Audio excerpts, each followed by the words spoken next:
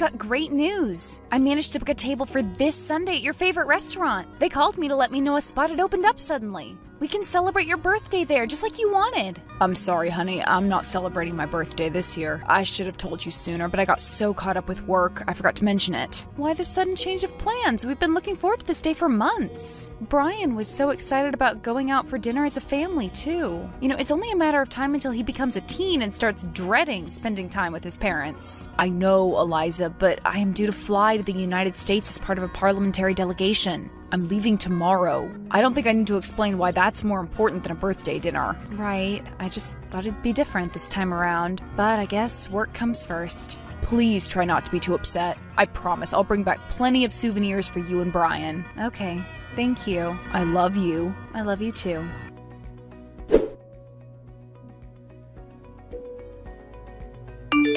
Did he leave? Yes, he left this morning.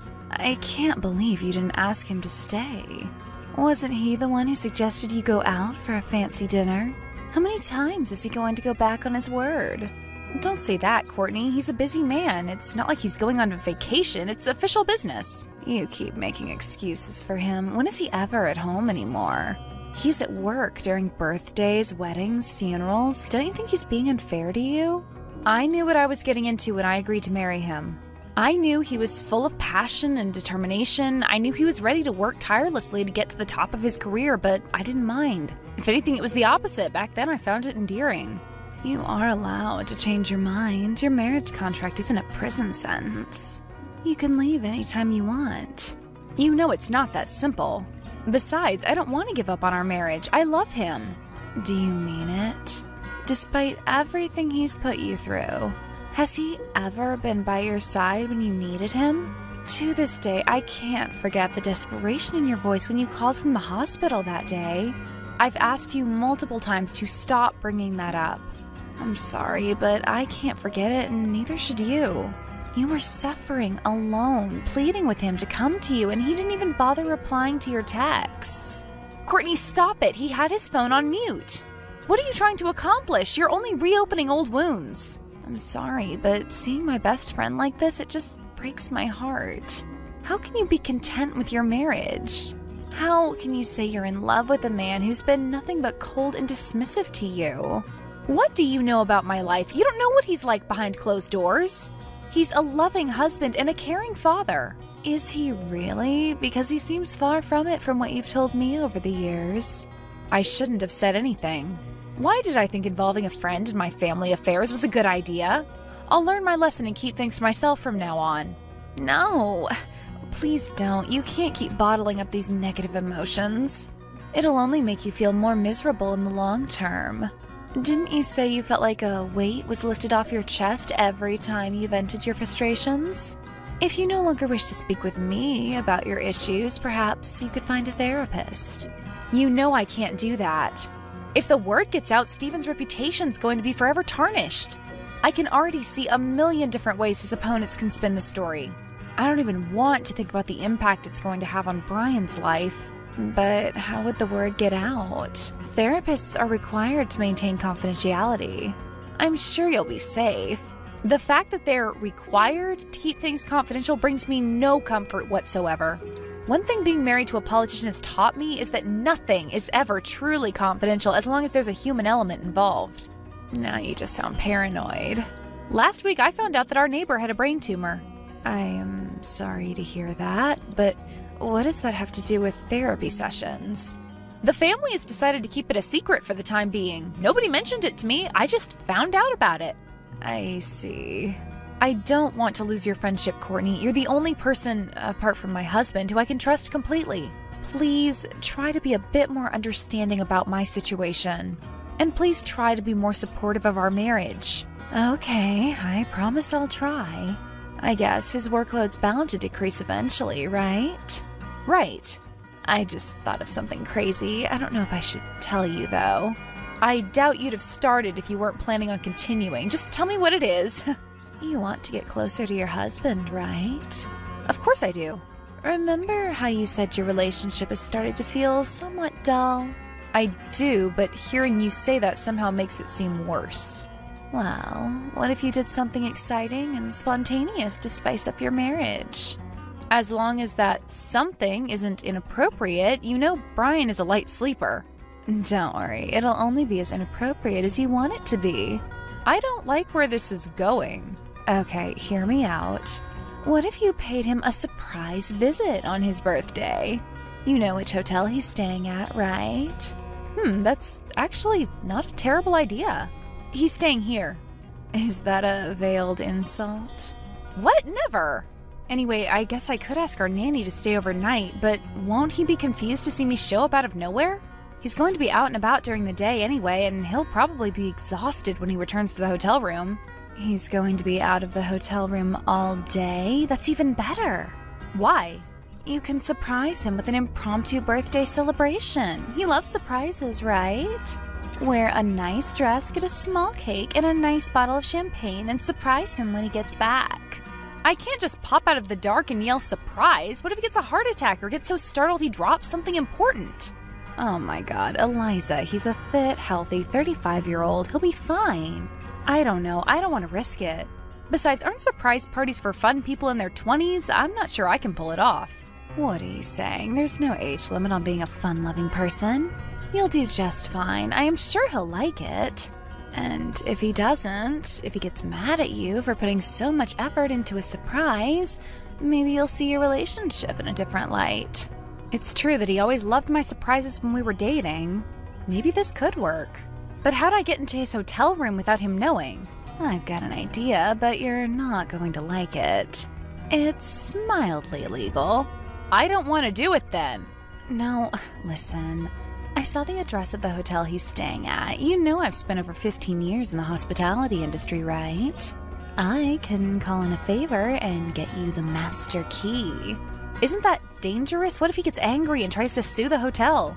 Sue the hotel? Seriously.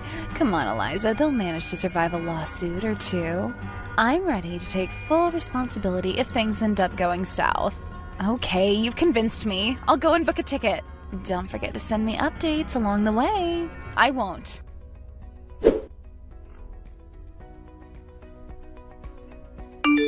I'm here. I can't believe your plan worked. I've put the cake and the champagne in the fridge since I'm not sure when he'll be coming back. Did you change your clothes? I did. I put on a stunning red dress. He always tells me he loves the color red on me. Fingers crossed everything will go well. I'm cheering you on from here. I've put a note on the table so as not to surprise him too much. I'll hide in the bathroom and come out when he knocks on the door 3 times. Seems a little unnecessary, but, well, you know best.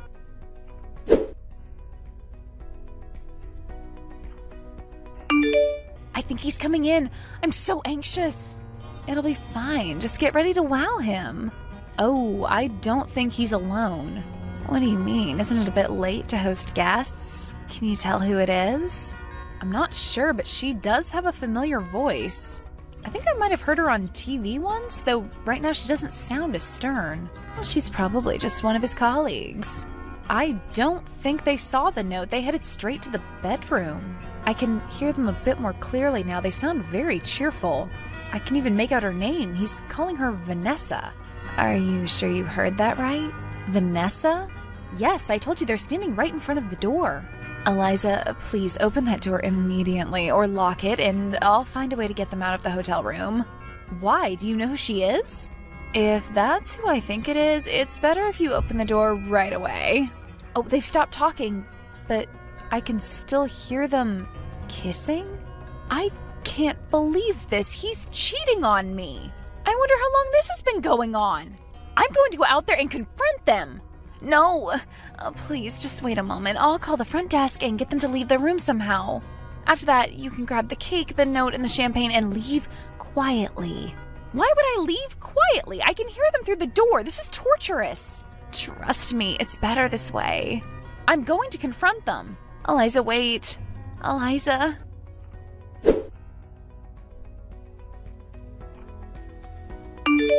I'm in the laundry room. Why? What happened? I opened the door and confronted him. He looked shocked, and the woman he was with looked as though she was barely suppressing laughter. What a psycho! I was so furious I stormed out of the room. He didn't even follow me. Is this the woman who was in the room with him?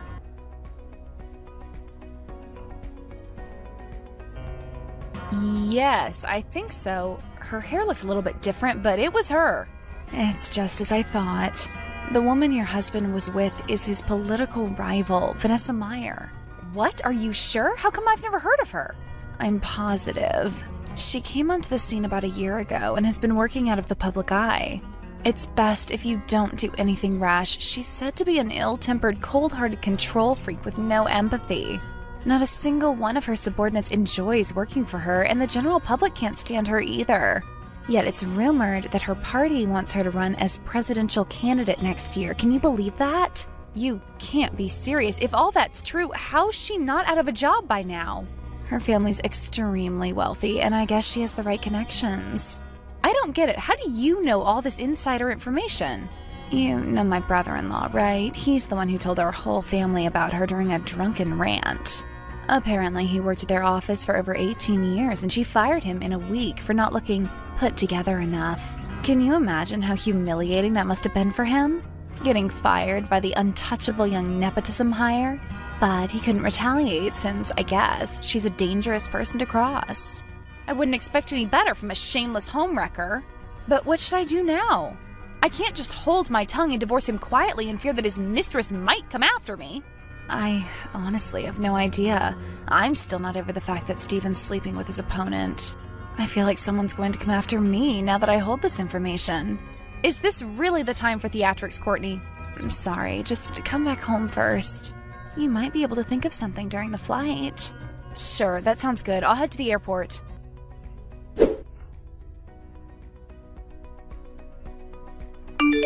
Honey, where are you? Are you still at the hotel?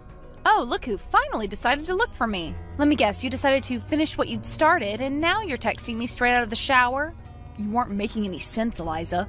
What you saw, it was just a misunderstanding. I had no idea you were planning on coming here. How exactly was it a misunderstanding? I caught you red-handed. I don't even want to think about what I'd have witnessed if I'd waited a bit longer. You wouldn't have witnessed anything. It was just a kiss, nothing more. Vanessa's an old friend of mine.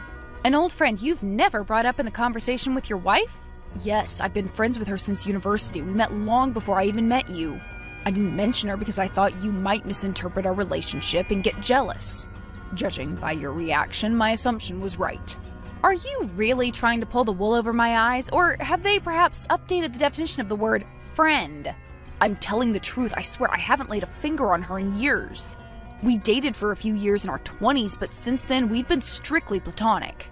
So she's your ex-girlfriend? How does that make things any better? I am telling you this to illustrate that we clearly didn't work out as a couple. We're both in love with different people now, and neither of us is trying to rekindle the old romance. Great, so you're both cheaters. What a great match. Does her beloved know about her infidelity? Would she be mad if I let him know what she's really like? I really don't think he'd mind since they aren't in a relationship. Even then, he might just not care. Look, Eliza, I'm really putting my life on the line here. Vanessa will kill me if she finds out I told you about her unrequited love. Why? Who is it? I can't risk you contacting him. In fact, that ties perfectly into one of the topics I wanted to touch upon. Could you refrain from disclosing her name in the divorce papers? If you want to get a divorce, that is. Personally, I believe we can still work through this. In what world do "please don't tarnish my mistress's reputation" and "let's reconsider the divorce" belong next to one another? If you think I'm scared of you or that wicked witch, you're gravely mistaken. Please don't insult her. She's one of the brightest, kindest, and most genuine people I've ever had the pleasure of knowing.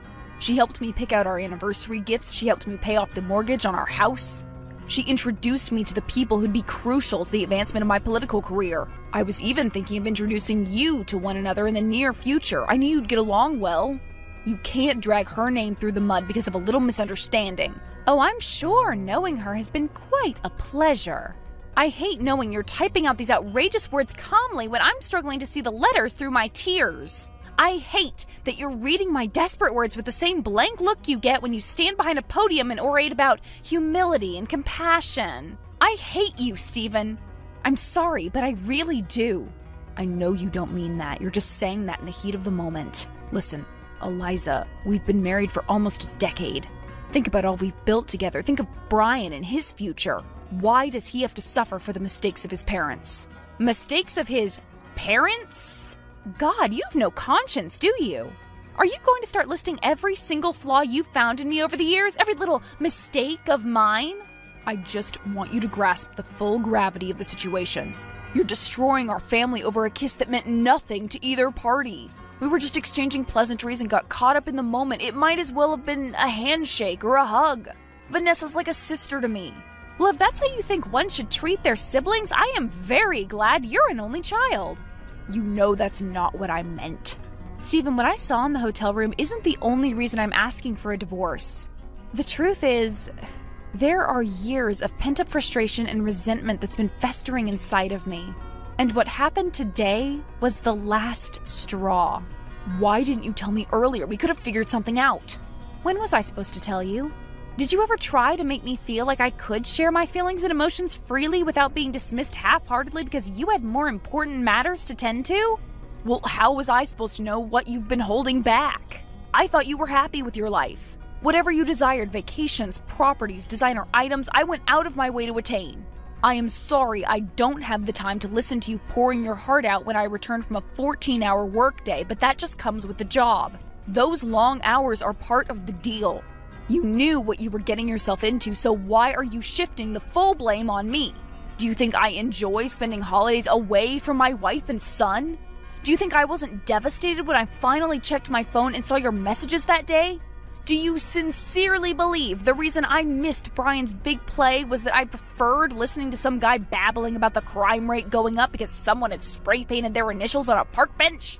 I am working day and night because I believe in time the work I'm doing can benefit not just the three of us, but the whole country. Please stop. It's too much. It's too late for us.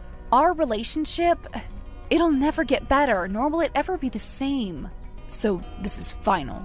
You really want us to get a divorce? I need some time. Once I get home, I'll think everything over and let you know what I've decided. I understand. Please know that I really do love you. And please think about what I said about Vanessa. She already has a lot on her plate. She doesn't deserve to be punished for trying to cheer me up. You really can't let us end on a good note, can you? Fine, I'll think about it, but I can't promise anything.